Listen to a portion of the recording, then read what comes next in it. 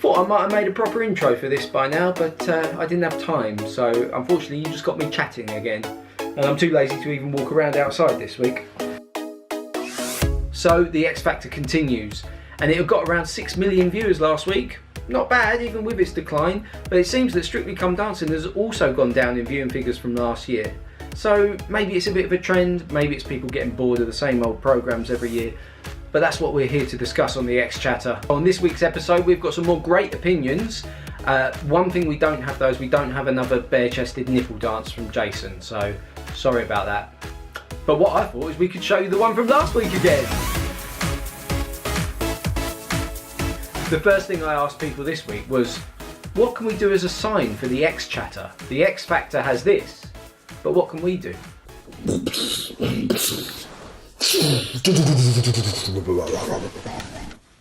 X Chatter. X Chatter. That's quite good, isn't it? Because you saw me do that.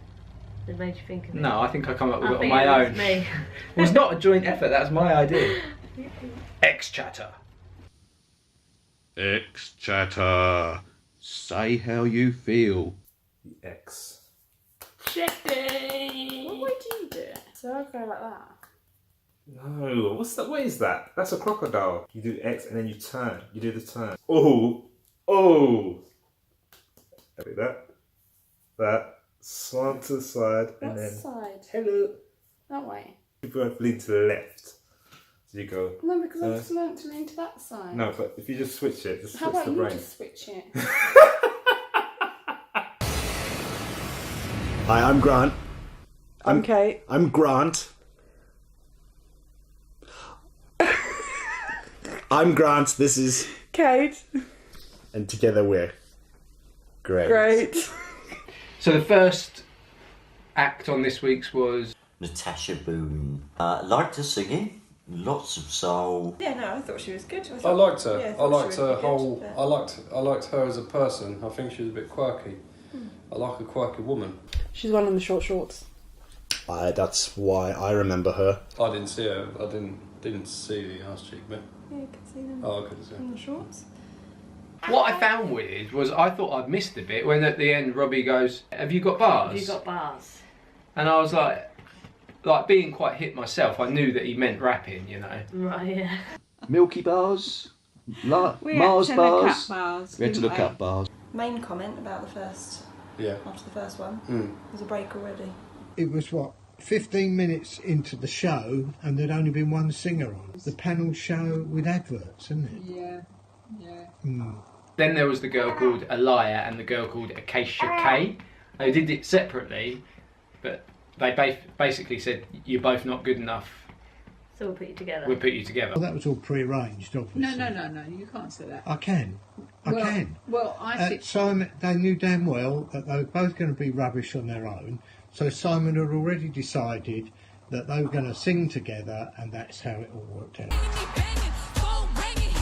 Bit of advice for you, love, you're 14-year-old, you didn't need to be slutting top on all over the floor like that. At your age, you had a tracksuit on away. It's one thing to have attitude and be really confident as a young person, That was too but much. not like that.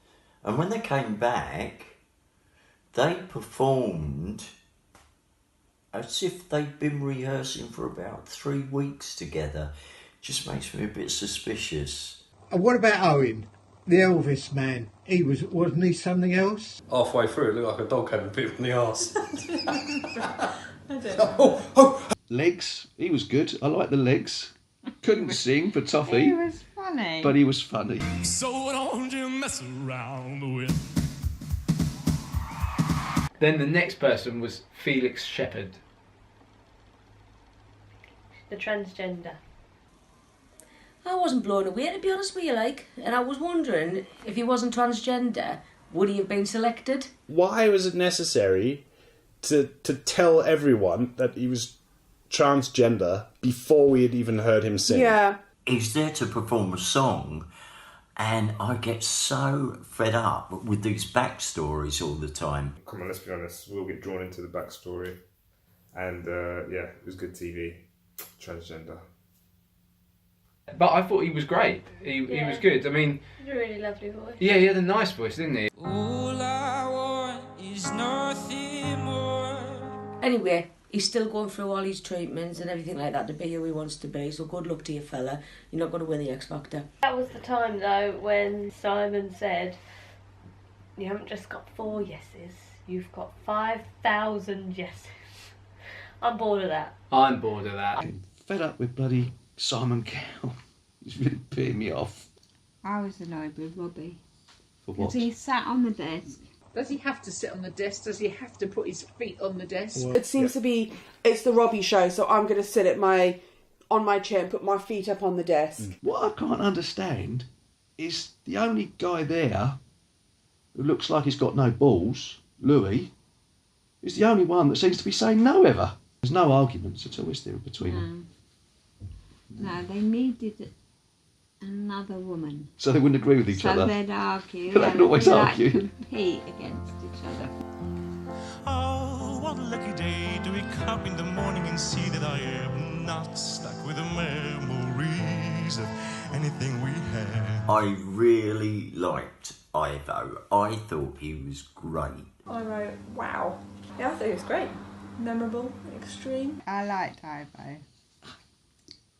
I did like But think about all those other people that have been told they're no bloody good, then he comes on and they say, oh yeah, you're brilliant, mate. It was just a weird display of entertainment. But he didn't have a bad voice. If you listened, his voice was okay. Oh, really? And he is... I was too distracted.